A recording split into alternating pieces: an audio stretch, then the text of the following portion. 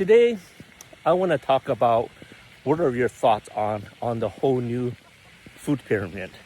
And there's been a lot of talk, and I'm actually quite excited with how the new food pyramid is set up. They are stressing more about real food, getting rid of all the ultra processed foods. But more importantly, they have moved the eggs, meat, and dairy up to the top right hand corner, right? And to me, I think this is actually quite brilliant.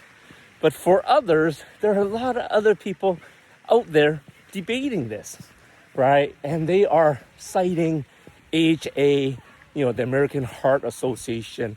And this is the same science that they had way back in the day when they pushed low fat, right? And, whole grains, right? And they're basically saying that high cholesterol causes heart conditions and heart attacks. Yet there aren't really any studies showing that. But regardless, they're saying that this is going to kill people. LDL fat, saturated fat is bad for you. And so many people are just out there repeating what AHA has been saying for decades, right? But is LDL actually bad if the number is too high? Let me think about that.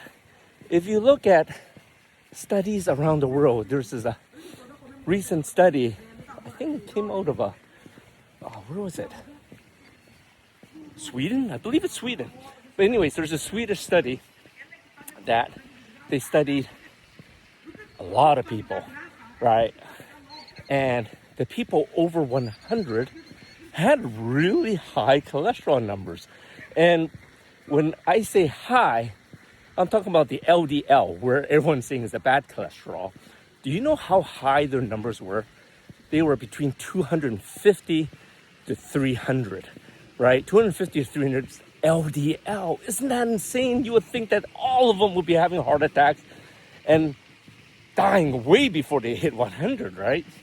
But this information is significant because did you know that LDL is very, very important for you to have inside your body? So for all of you out there that is staying away from saturated fats and trying to lower the LDLs, be like their doctors are telling them to do, before I go any further, I'm not a doctor, not medical advice, my opinion only. But anyways, a lot of people are so scared of LDL because doctors back in the day, 250, 300 is okay. They lowered it to 200. Now I believe they lowered it to 150. They wanted 150 and below. And these same studies showing that the people that live up to 250 and above with less than 150, those people were developing chronic health conditions. So here they are, real life studies showing that the lower your LDL, the more problems you're going to get. Now, why is that? Well, these are my thoughts. What is cholesterol? Why is cholesterol important inside your body? Well, first of all, they find that people that have low cholesterol, when below 150 and below, a lot of these people that's having neurological problems, Parkinson's, AD, Alzheimer's, dementia, they have very low cholesterol numbers. Isn't it coincidental that the brain is made up of 60% fat? What happens if you get rid of the fuel for the brain? Interesting fact, I don't got the science to back it up, but there are a lot of studies just showing that people that have ADHD, dementia, and Parkinson's have low cholesterol numbers. Or maybe they're taking statins. Maybe there's a connection. I don't know. Like I said, I'm not a doctor. Another thing with cholesterol. Did you know that cholesterol helps our body make our steroid hormones? So you're thinking, steroid hormones? What's that? Well, for women, it's your progesterone, your estrogen, right? And even your testosterone. And to me, it's just very interesting that HRT, hormone replacement therapy, is such a big deal nowadays. Why does everybody need HRT when their body should be able to balance their own hormones? Well, guess what? Cholesterol levels help you make those hormones. It helps you make estrogen, helps you make progesterone, and helps you make testosterone. So if your numbers are very low, maybe you should check out what your LDL numbers are. Once again, I'm just looking at it at a functional lens, right? Cause and effect. Why is your hormones low? Maybe because you're lacking the raw ingredients to make those hormones. On top of that, everyone wants to eat healthy, right? It's so important to get all the nutrients, your vitamins and your minerals, right? And 4 vitamins, very crucial for you to get, is vitamin K, vitamin A, vitamin D, and vitamin E.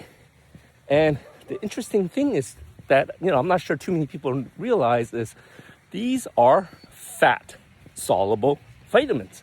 So if you don't have fat in your diet, in your system, your body can't process these vitamins. Isn't that interesting? Here you are, you're taking KADE vitamins as a supplement, or you're eating these foods that's supposed to have them, but because you don't have fat and cholesterol in your diet, your body can't process those vitamins. Now, isn't that a little bit scary? And lastly, this one is so important. I talk about going out in the sun all the time. Today, well, let's just say it's not cold anymore, at least not cold in the sense of freezing, a little bit of sun, but people go in the sun to make vitamin D, right? And vitamin D is a hormone. And guess what? You need cholesterol to make vitamin D. So here you are, you're basking in the sun thinking, my body's going to make vitamin D. But once again, if your body's low in cholesterol, maybe that's why your body's not making vitamin D. So if you're testing your vitamin D levels and they're super low and you're taking supplements, you're out in the sun, well, before popping more supplements, maybe take a look at your cholesterol numbers, take a look at your diet. Maybe that might be the reason why you're feeling off, right? You're getting a little bit of brain fog because our brain's 60% fat, right? We need cholesterol for our brain, great energy source, right? KAD, those vitamins, we may be eating it through our foods, but maybe we're not processing them. Once again, we need fat for that. And then, like I said, vitamin D, right? And then our sex hormones. That is so important when everyone says, well, I lost my libido, just don't feel like it anymore, right? Well, maybe because you're not making the sex hormones you're supposed to naturally make because your cholesterol levels are low and you cannot make estrogen, progesterone, and testosterone. Anyways, that's my thoughts on the new food pyramid. I love it. Me and Minna has been eating a lot of eggs, a lot of meat, a lot of dairy. I don't want to say daily, but we probably eat at least 3 eggs a day, if not more, right? And it's finally good to see that they're showing the signs of how important good saturated fats are. And if people want to learn a little bit more about LDL and how it could be good or bad for you, reach out to me at longevityofandy.com. Put in the comments below, what are your thoughts on the food pyramid? I love to hear them too. Goodbye now.